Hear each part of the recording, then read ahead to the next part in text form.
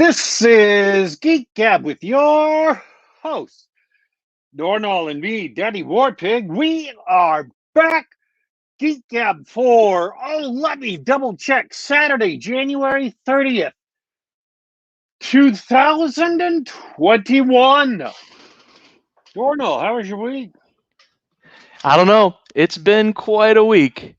I must say, I'm a little under stress from all the craziness that 2021 has to offer, but me personally, I'm very good. How about you? I don't remember most of last week. I'll be honest. Uh, had some personal stuff come up. Had the whole Reddit thing, of course. But so,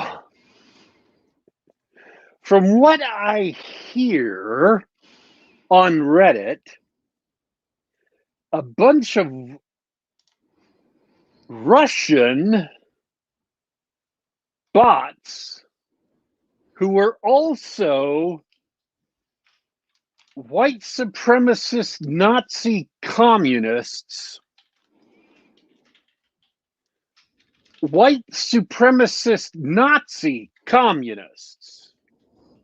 socialists, got together to punish the rich for being rich, while at the same time making themselves rich. Oh, I'm so happy you brought that up. What a wild story. But you got to remember, they're communist, Nazi socialists. Who's promoting that narrative, Daddy Warpig?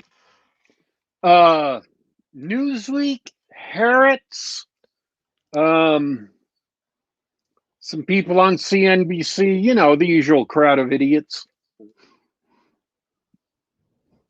Wow.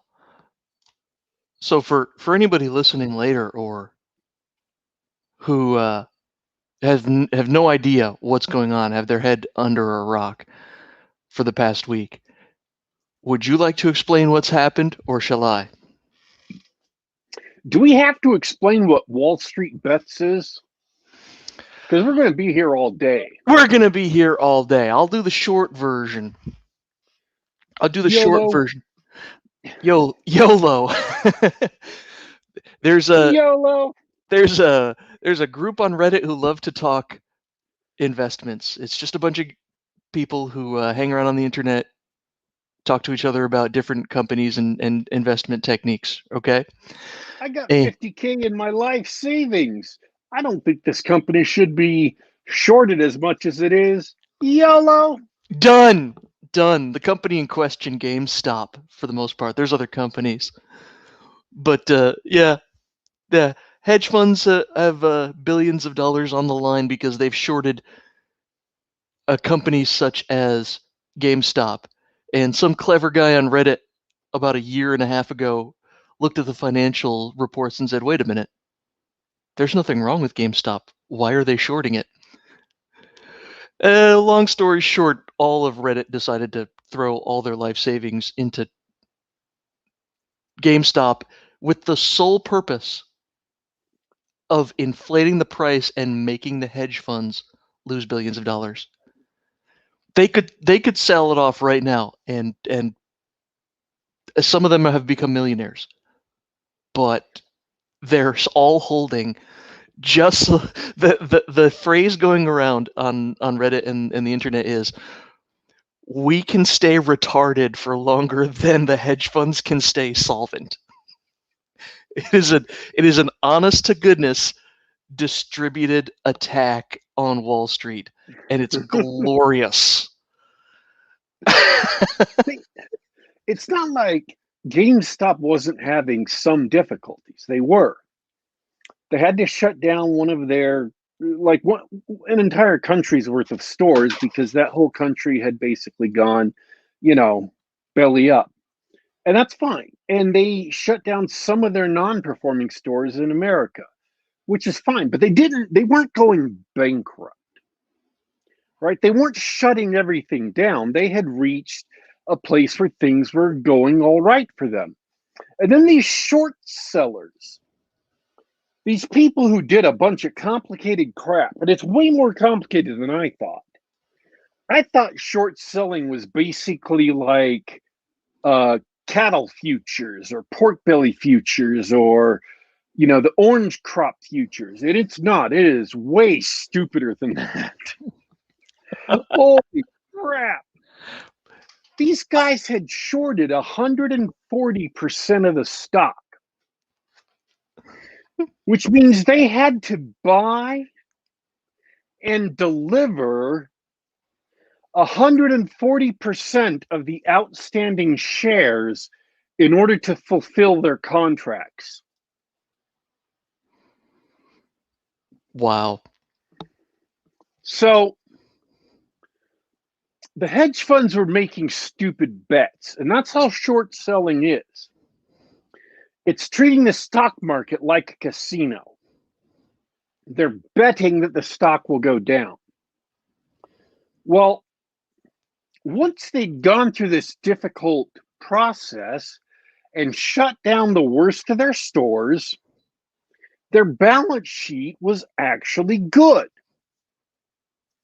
They weren't on the verge of shutting down, except that these hedge funds, and it's not so much that the guys were rich. Lots of people have millions of dollars in this economy in America. It's that they're well connected, right? They could go out and get an evening spot on CNBC. That's not a hypothetical. This really happened. And just talk down the stock and lie. And talk about how crappy GameStop is and how they're about to go bankrupt and all this, which is not true. So this guy who bought the stock back when it was nothing, like $4 a piece, $50K worth of stock. He is betting that it's going to go up because of fundamentals. He went from $50K worth of stock to $22 million. Wow. This is the guy that started it all. YOLO bet. Yeah, you only live once. Let's just take this $50K. I'll put it in GameStop. YOLO.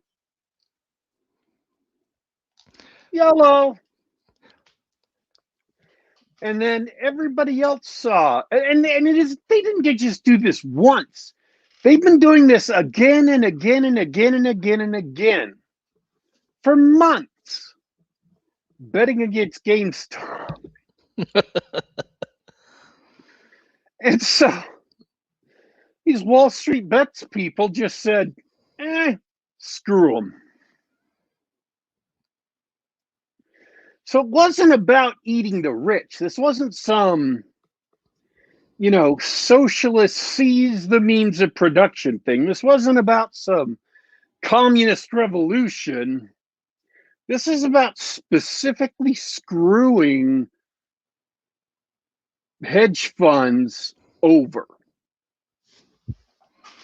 And Melvin Capital, who was the people who were making these big bets against GameStop, they got Melvined.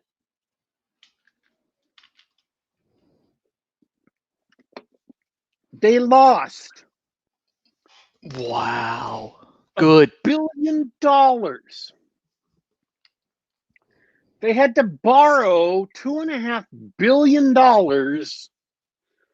from two other hedge funds and lost that in a day. A day. $2 billion to these guys on Reddit. And all these like pundits and stuff are complaining, well, you know somebody's going to be left holding the bag. The price is going to drop eventually. And like you see these people posting and they're saying, I don't care. I've got $500 to burn.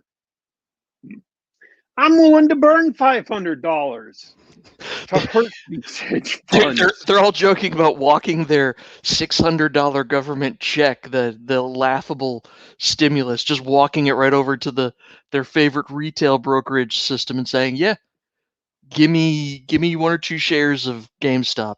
That's what I'm using my government bread on." And they're just gonna hold it. They're just gonna hold it. Like right now, the value of the stock GameStop is now valued at like $20 billion. Yep. Everybody knows GameStop's not worth $20 billion. And they don't care.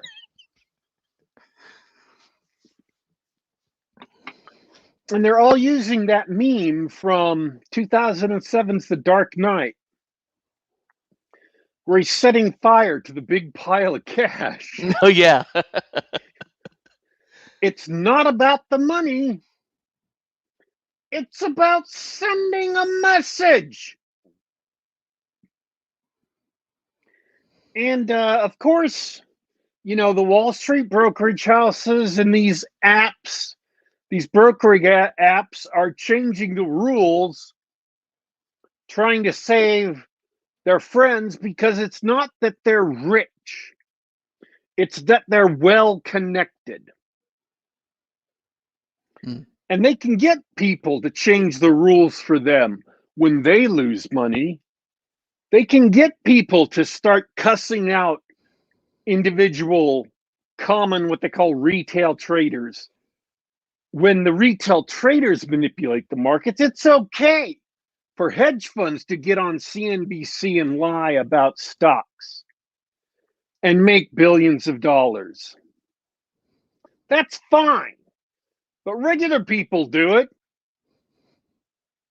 Regular people figure out how to make money while at the same time screwing over hedge funds. That's bad. You're not allowed to do that. Well, that's BS. If you're screwing over a company just to make money for yourself and other people figure out you're vulnerable and take you to the woodshed, tough. You bet. You were treating it like a casino, not an investment opportunity. You're absolutely right. I don't know if YouTube will show the link, but I linked an interesting thread from someone who studied this story since it started September 2019. He says it's been simmering for over a year, and that made me really think, and what you said made me really think, this has been coming for a long time. This has been coming since at least 2008. If you look at the broader picture and really think about the people who are online doing this, we're talking about folks from their 30s to their late 40s who lived through 2008 and watched the whole system go down, watched their ability to keep, have a house, pay for, cost of living, have an investment. They watched it all disappear, and everybody got bailed out. Everybody got let off. These are the same people right now who are on Reddit saying, "What the heck am I going to do with $600? This is no good to me. You bailed out the banks. All the property values are trash, and I can't even get I can't even get. I think Emmett Fitzhuman chat said something about can't even get rent relief through the 2020 lockdowns. But you're going to give me $600? All right, just throw it right back at Wall Street." This has been coming since 2008. It's been coming for over 12 years. I firmly believe that.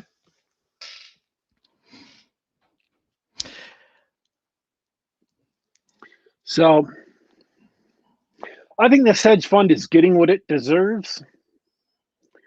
Um, short sellers, not directly because of Reddit, but I think Reddit caused these people like $15 billion in losses. But short sellers just this year, we're not even a month into the year, right? It's not even February yet. Yep.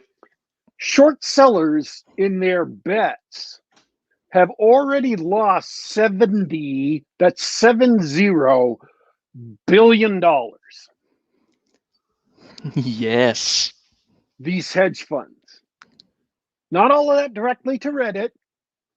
Reddit did $15 billion worth of damage. Jeez Louise.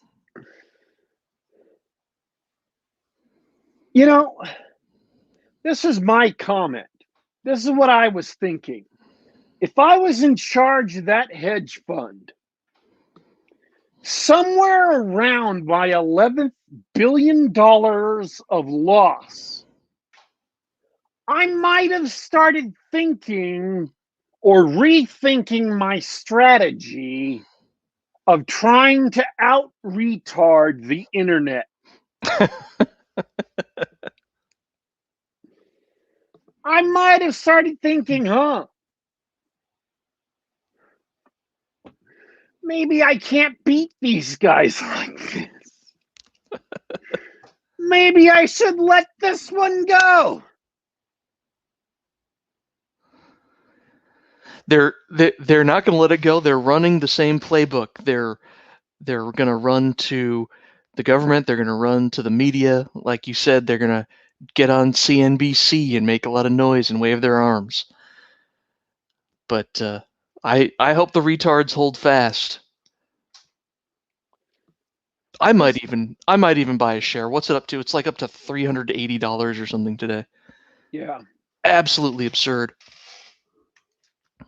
It literally got up to $420.69. It's $325 as of right now. As of close of the market on Friday. So this billionaire went on CNBC and was literally crying on the air. Oh, I bet that must be delicious to watch. Because he thought that everybody's ganging up on the rich.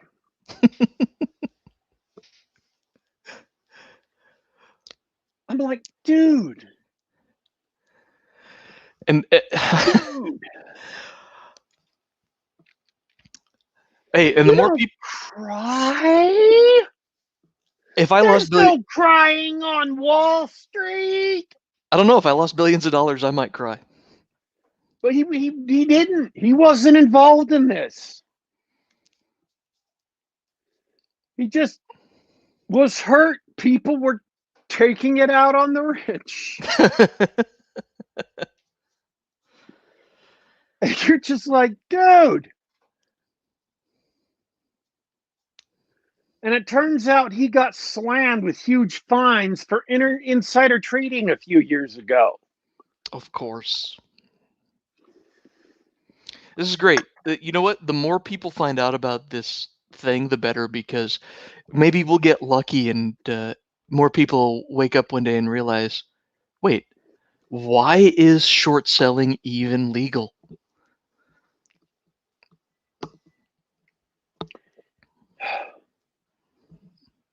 Well, anyways, that's not the entire story because I really don't want to delve into all the minutia of what short selling is and what a short squeeze is. I just wanted to say, for those of you who didn't know, when who listen to the show, a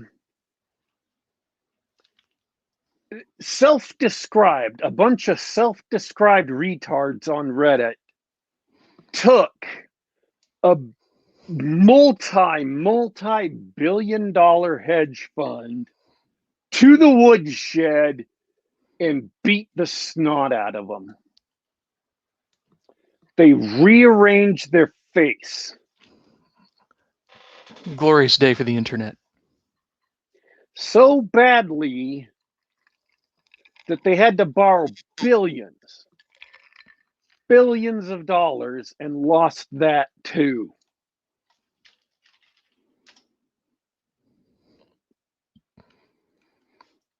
This is great. This is the technical difficulties portion of the show. Are we having technical difficulties? Just briefly, we were just wrapping up that talk, and I believe we were about to reintroduce a returning guest for the actual topic of the show, and it looks like he had to reconnect really briefly. Okay. Welcome back, science fiction author Yakov Merkin. How you doing, man? He's unmuted, but we hear nothing. This is good. This is how it should be. Welcome back to Geek Gab. Yeah, well, thank you. Good to be back. Out again. He lives. We can hear you. It's after 9 in Israel, isn't it? Yeah.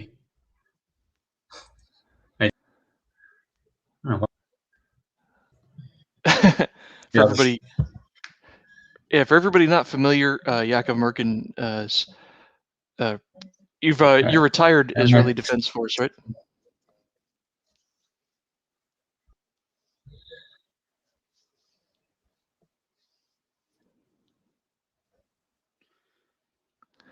The difficulties are technical. We've heard a couple of words, and that's it. Yeah.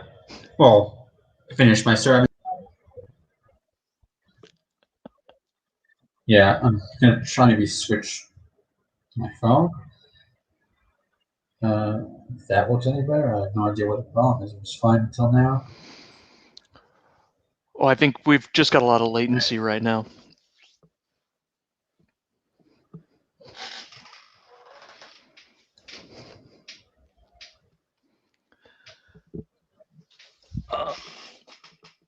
Let's see.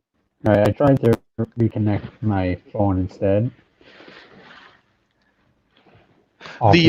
That's great.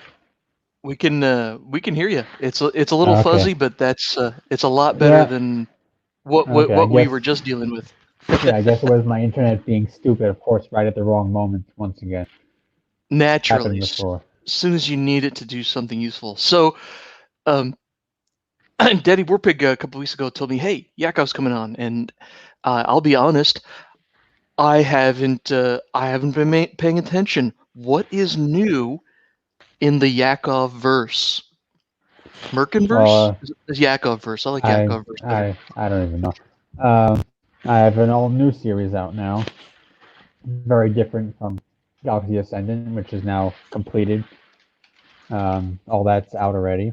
So moving on to a new series, shifting over to fantasy, and more anime style fantasy, partially because the art style tends to be cheaper to afford covers and internal art for, and also because I like the aesthetic and I've been enjoying my time back in the anime watching world over the last 2 or 3 years now. I decided why not go do it myself. Yeah, why not indeed? What can you tell us about your new fantasy series? So this is Light into Another World. It's a portal fantasy, like isekai as they call it in anime, but portal fantasy might be more known to some people because it's a genre that's been around practically forever. I mean, Narnia and Alice in Wonderland were all arguably portal fantasy stories too, so it very much predates anime, but it's most well known, I think, on that side of the entertainment aisle right now. And so it tells the story of an IDF soldier who gets portaled over to a fantasy world and proceeds to get very involved in the goings on over there. Okay, so that's pretty on the nose there, Yakov. I'm just going to come out and say it. Sounds like a bit of a author character there. So Kind of. I mean, me and the main character we get along very well, but his personality-wise is quite different from mine. Because I'm perfectly happy to have a normal, boring life, where this character kind of thrives in the craziness that goes on once he gets sent on this adventure. So maybe it's like an aspirational sort of a person who maybe I might want to be like potentially, but yeah, I don't really see. I mean, again, apart from me and him would be on the same page on many issues. I don't know if I don't think I could say that it's meant to be like any kind of self-insert or anything like that. But I mean, obviously, I am drawing on some of my own experiences, my knowledge from when I was in the army, and also from my brother who's there now, because my brother is actually serving in a tank, which is what I wanted to do but couldn't do, and this character happens to have also been in the tank crew. I don't, and that I did as a not as much of a self-insert as really just like a nod to my unit that I was in. As kind of like, if I'm gonna have a character from the army in there, I'm gonna make him be a part of the unit that I was in because why not? cool. So So that's really fascinating that you just took that sort of your life experiences and brought that into this other world. So, well, I guess there's a two-part question then. Like, how does your experience in the army and in that unit, how is that reflected in this story? I mean, honestly, at this point of the story, it's not a huge part. It's mostly just having a little bit of an idea of the kind of person that this character is based on what I experienced and people that I knew in the army, whether they were native Israeli or like this character also, who, like me, is also originally from America. And I mainly did that, honestly, for the story wise, because that would explain why he's thinking in English. Uh, and also because for plot reasons, he has to cast his magic in this fantasy world in Hebrew. So it makes it easier to like differentiate between when he's just talking and then when he uses the magic. So that's also why I decided to just go with an originally American character, so that the English as the main language makes more sense on that level. So so yeah, so I mean, really, the story came to being in my mind as I was watching. I forget which show it was at this point. One of the one of several isekai type shows that have been out over the last few years, and I was just like a little bit annoyed by the main characters of a lot of these shows. They're very passive and kind of very samey. So I was like, you know what? Would it be interesting if somebody who has like some practical knowledge in things that are not video games or nerd stuff ended up in this situation? Like, and I like, and from there was a short leap to a soldier, and then I was going to do a soldier. So I might as well make it a Jewish character because I've never seen that before. I think we lost Yeah, someone looks else. like we have. Comedy of There errors are. today. Is he back? That was my turn for technical difficulties. I hope you noticed, DW. Yeah, we're 2 for 3 now. Yes, your turn, Daddy Warpig. Have a technical difficulty. Oh no, they're supposed to be unexpected, not on demand. Got it. Well, it'll happen when we're not expecting it, so give it time. Okay. Well, then that makes sense. That makes sense. Now tell me about tell me about this fantasy world and where what its influences are. Influences, honestly, are mostly anime influences, like of taking aspects of the various fantasy worlds that I've seen in shows that I've watched over the last couple of years, and just some general things, and stuck it all together. I mean, I'm like this is a bit of like a simpler series than things I've written before, and like a little bit. I mean, I wouldn't really call it lighthearted in the sense it's not a comedy or anything, but like I'm not gonna obsess over world building too much for this one. I mean, again, that has to make internal sense and all of that. But like, I am like I guess going a little bit lighter on that for this one because it's they're light novel series, so they're all short books, like 200 pages or so, like 50,000 words.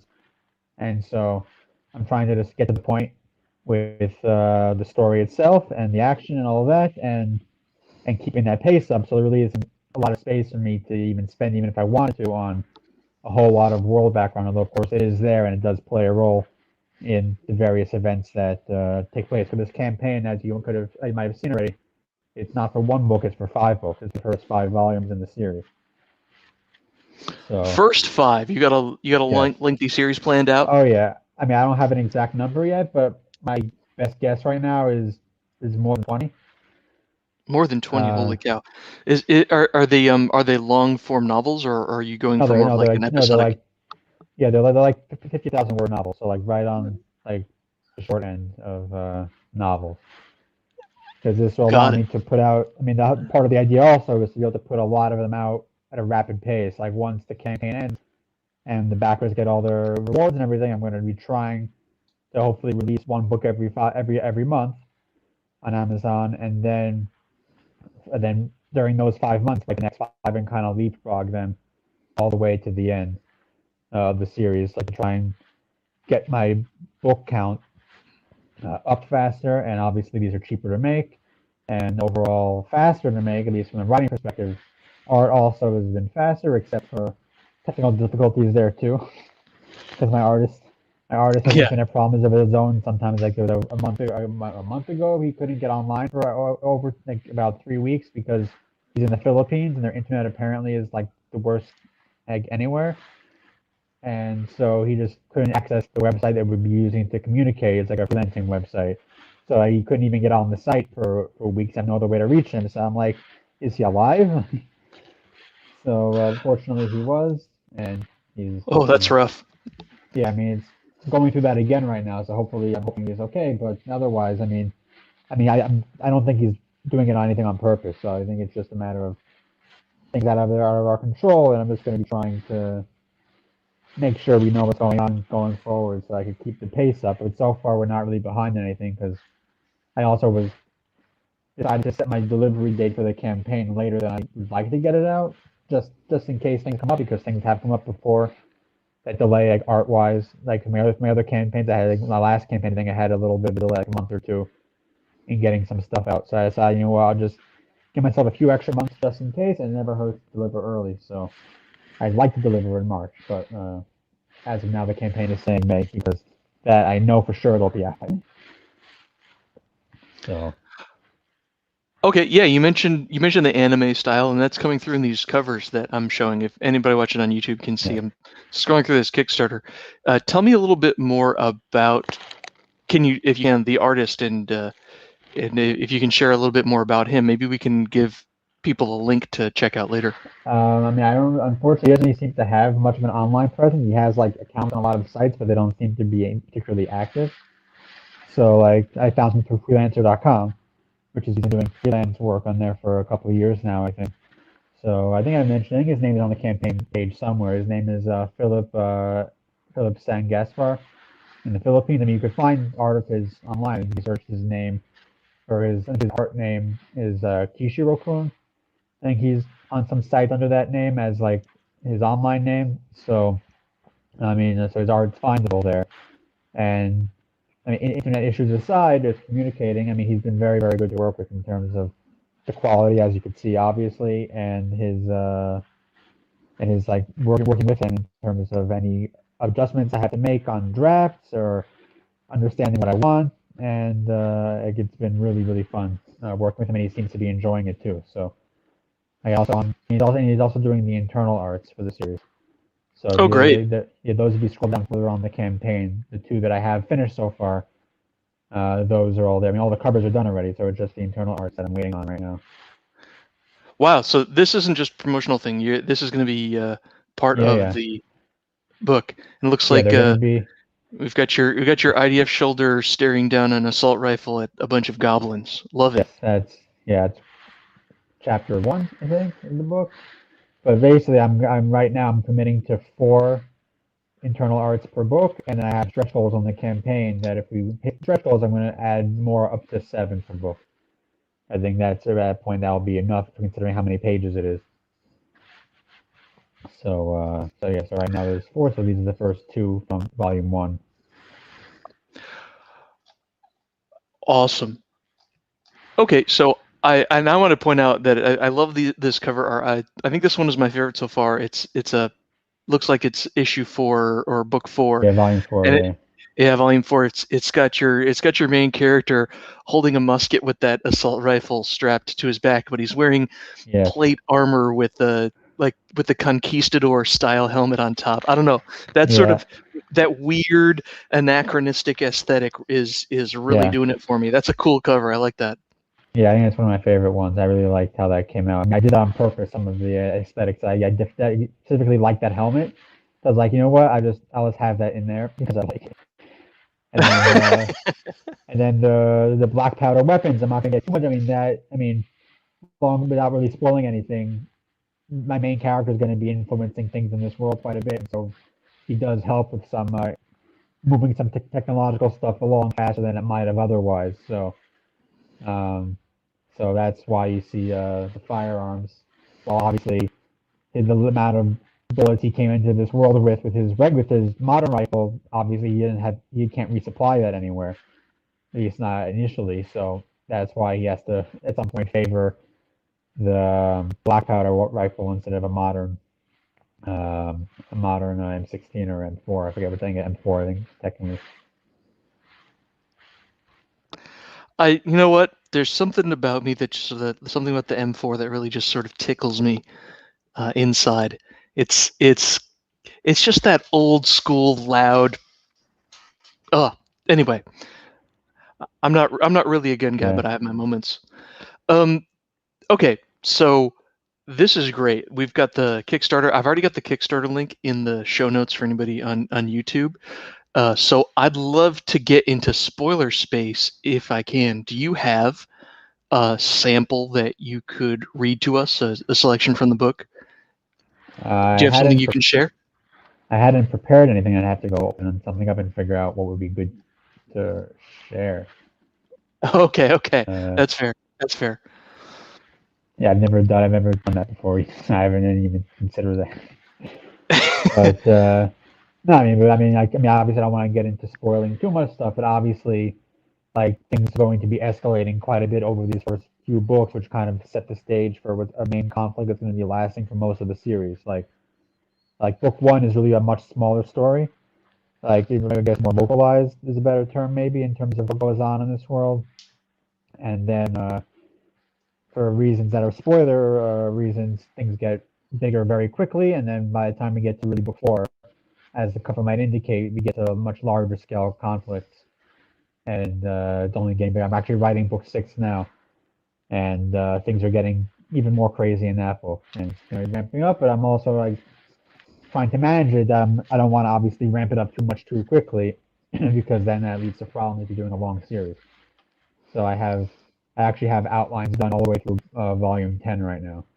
Like I'm outlining basically 5 volumes ahead-ish, and then once I catch up to maybe volume 8, then I'll start outlining like volumes 11 through 15, kind of, because I realize I can't really outline beyond like 5 volumes ahead, because at that point it's too far out, and then any like a small change a few volumes earlier necessitates a lot of changing in the outline.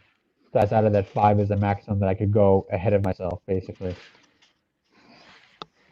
But I'm really trying to like assembly line it to just be efficient and just do, at least in terms of what I control, get everything done as quickly as possible, and then obviously have time to edit things and all that. Yeah, of course. You said you were originally shooting for March, but you think it's going to be May? No, I'm still shooting for March. It just depends on the art status. Like I said, hopefully. Yeah, the artist might delay that. Speaking of the artist, we've got Ardenon Studios in chat, dude. You've already got a fan. The Geek Gab unofficial mascot artist of Geek Gab has already backed it. So, thank you very much. Your artist is now in good company. Yeah, I'm going to let him. Once I next talk to him, I'll let him know. I mean, I think everybody did let him know a couple of weeks ago that people seem to really be liking the art that I've been sharing so far. So, like, I really like. I mean, for him to be able to get more of a following in art-wise, because his art's really, really good, and so he deserves more recognition. All the artists I've worked with so far, really just him and also John Zelesnik, who I did my Galaxy Ascendant books with. Like John has been around doing in the art world for a couple decades now, at least. I mean, he's done some more known stuff. He's done, like, he did a lot of work for I think the Rifts RPG books, but beyond that, he wasn't particularly well known. So like, I really want some of these artists that I get to work with to really get more recognition because they're really good at what they do, and they're really good to work with too so far. On the flip side of that, you're not going to get John Dacre's support as long as the goblins are the bad guys. You might have to flip that around and have your character side with the goblins and remove elves in the second half. You know, we got some particular and peculiar Yes, tastes here in Geek Gab Yeah, fandom. I'm familiar with the memes. I've done Twitter long enough.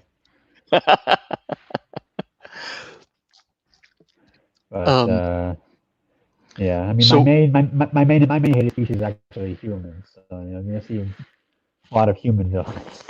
That's appropriate. That's appropriate.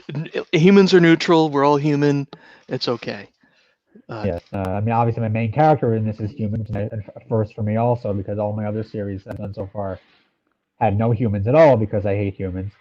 But this one obviously had to have a human main character, so I settled for making. I mean, not all the humans on this world, but a lot of them are kind of going to be on the antagonistic side for at least a good while. So I had another question pop up, and Yes. forgive me if you touched on this before, but you said you've got the series outlined. You're outlining 5 books ahead. Do you have a long-term goal for the story of this character or this world, or is it going to be an episodic thing? Is he going to be an ongoing character like the Shadow or Batman or something like that? Yeah, I mean, I'm not really viewing it as an episodic story, although like I do try and keep most of the books self-contained in the sense that there is like even like while the main conflict is going to be a long-lasting one over the course of a lot of the books, like each book will probably be having like its own, for lack of a better term, like a boss battle. Like I mean, not literally a boss battle, but like some like I guess like single book conflicts with the main conflict like ongoing. Because it's like going to be a long-lasting, basically a war going on that's going to last a long time. So I need to also have smaller conflicts. A lot of them going to be involving the supporting characters and their own backstories and their own past that will basically play a role in these like the smaller conflicts that take place, like 1 or 2 per each book, basically. So it's going to be a serial story, but like I said, I'm trying to keep each book to have its own like separate plot piece, although obviously that might break that rule a few times in terms of like if something a little bit bigger comes around, so it'll be kind of like 2 of them or 3 of them will kind of connect in that way. But I mean, I always think very big. So that's why like my series tend to run long, and this one, even though the books are shorter, that just means there'll be more books in the series as opposed to longer books like previous series is like 100,000 plus word books, which was 7-book series. So that's so this is kind of like maybe a little bit longer than that, but obviously each book would be half as long. So trying to keep it keep the pace up also. That helps. That's fair. That's fair. Heading back to chat, we got a good question for you. You don't want me to answer this because I don't think anybody would like the answer, but Emmett Fitzhugh wants to know if he wants to get into anime, is there a good gateway or beginner anime to start with? Yakov, I'll give you first answer. That's a hard question just because like anime is not like a genre. Anime is like just a style. So like you could have like there's so many different types. Like there's the romance anime, there's the science fiction one, there's fantasy ones, there's horror ones. I mean, I've only really got back into it a couple of years ago, so I'm not sure I'm the best person to recommend like a singular starting point. Because also once I got back into it, I was just sticking with mostly fantasy stuff with a few exceptions. So I mean, other people in the chat who've watched more than I have give better recommendations on that front. Chat's got some good answers. We hear Studio Ghibli, My Hero Academia, thanks Roll, and Fiona Wolf says Cowboy Bebop. Those are all pretty famous examples. I've seen none of them. You've seen none of them. I've seen a couple episodes of Cowboy Bebop. I think it's as good as they say. I don't know about My Hero Academia, but Studio Ghibli's got those classic films like Princess Mononoke. Yeah. I mean, those are. I'm old school. I started with Akira. Not that old school. I'm not Speed Racer old, but I started with Akira, a fantastic 80s dark future cyberpunk film. But the real answer is don't watch anime. It is trash. Unless you like anime, and then And it's not but true. then Well, it's buy mostly Yakov's trash. anime influenced books. It is a style. It's just an art. It's just an art Yeah. style. I mean, it started off. I think that its earliest stories were more into the science fiction, more cyberpunk stuff like Ghost in the Mhm. Shell and Akira, and lots of giant robot fiction, right? And Yeah. but they do all sorts of. Okay, Fiona brought up this is the correct answer for anybody who wants to know what to get out of your fantasy stuff, and that is Record of Lodoss War. That is basically a Dungeons and Dragons game told as an anime. And um, have you seen it yourself, Yakov? I have not. You have not. I've mostly watched modern stuff because I only got back into anime a couple of years ago, and I've mostly been watching more recent things since I got back into it. Well, So, I don't. That means that it hasn't influenced you directly. But when someone tells me, "Hey, I've got an anime styled fantasy story or fantasy world," Record of Lodoss War is what pops right in my head. That'd be a good one. I recommend that. I recommend you watch that as well, Yakov. Or add it don't, to my list. because anime's trash. I mean, it's better than anything we get out of the West these days. So, Yeah, that's a good point. Someone in the chat mentioned Goblin Slayer. Goblin Slayer also actually, I think, was like directly influenced from like a Dungeons and Dragons type game. I don't know if it was like there's even references to dice in it, like as like a meta thing. And all the characters in that show actually are just named as like their class or their race, and they don't even have proper names. So I think it actually was. I don't remember reading about it when it came out, but I think that one was actually like very much Dungeons and Dragons inspired in terms of the setting and the character types, basically. Cool. So your main influences are your experiences in the army and the fantasy anime style that you've been into. Yeah, Do you have any? mostly fantasy anime, and I guess also just fantasy in general. Because I'm not trying to like write like anything. I'm not trying to write in like a Japanese style. I'm writing in my own. Like I'm writing a book that I write. It just happens to be using this kind of style and setting. I'm not like, going to be throwing in Japanese words for no reason or anything like that because that would just feel cringe to me. So like, I'm just trying to write a good story, but I'm using some of the tropes and some of the style, obviously, of the anime setting. Yeah, So, and you don't hesitate to just ape that art style in your cover and the interior illustrations, which is I yeah, think that's a good call. Just lets everybody know what to expect. So, yeah, and also it looks nice. So. what can you tell me about your traditional fantasy influences, or I should say your non-anime fantasy influences? What else is Yeah. what Mostly else pretty, what else does Yakov love?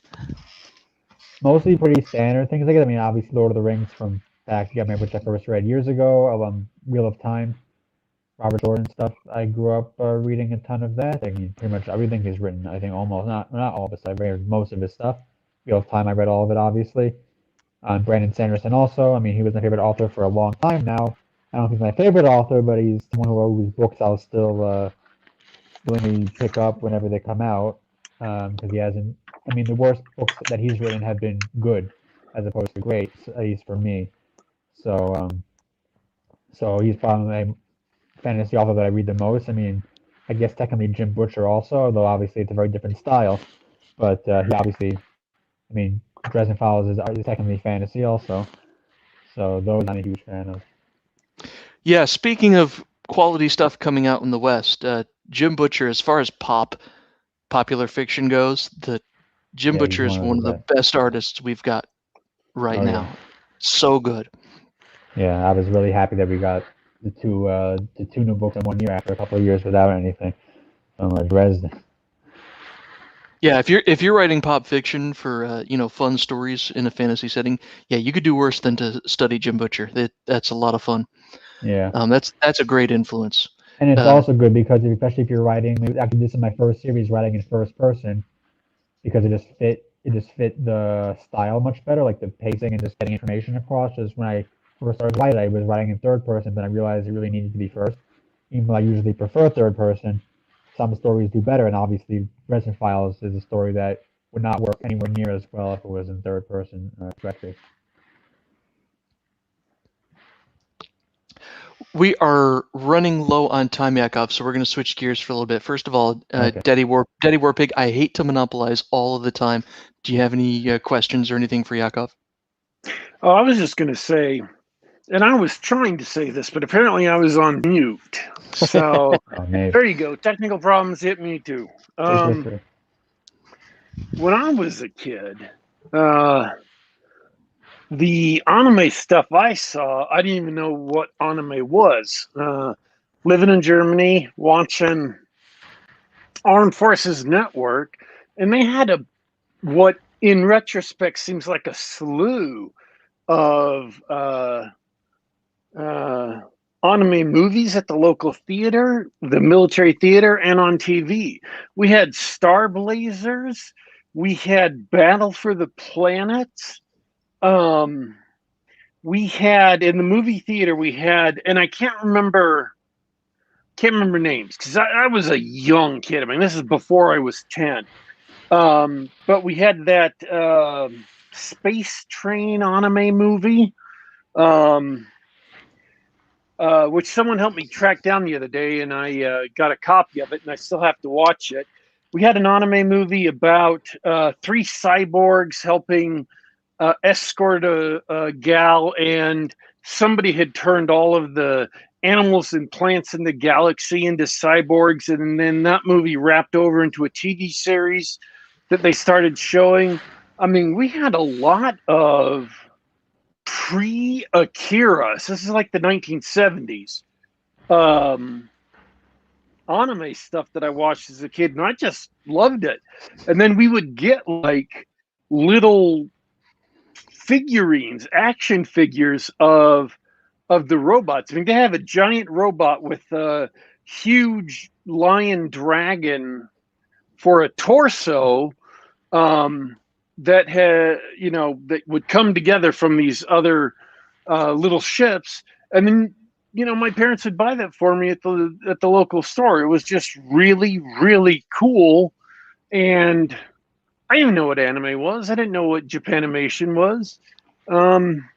That's where I watched that when I was so little that I don't remember hardly any of it. I'm sure there are probably people in the audience who remember all those, but all I know is I really, really liked giant robots, and I really, really liked Battle of the Planets, how they jumped into their ships and got flying, and how the motorcycles came out of the pods on the edge of the wings, and the bad guy, and just all those things. Cyborgs in their ships, and I was a little kid. I loved it. I didn't care about where it came from or what a weeb was.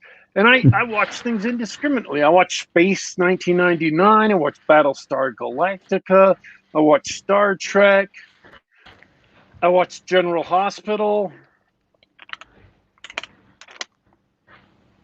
Whatever was on TV. But I definitely loved those animated cartoons. Amen. Although we're gonna have to have a conversation about General Hospital one day. Even at my most bored, I couldn't handle more than 5 minutes of soaps.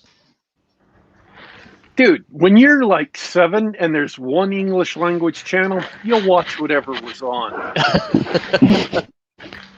Let me tell you about the time Port Charles had a weather weapon aimed at it that turned the whole place into snow. And it just kept on snowing and snowing and snowing. And those poor kids, Luke and Laura, never could hook up. Just the saddest thing ever. Anyway. I'm glad Joshua Shaw heard what I heard. You called it Japanimation. I'm like, I haven't heard that since 1997. Good on you. Old school. That's amazing. Yakov, I sounded like Daddy Warpig was done. Yakov, anything else that you want to talk about, book or not book? Anything on your mind that you want to get off your chest?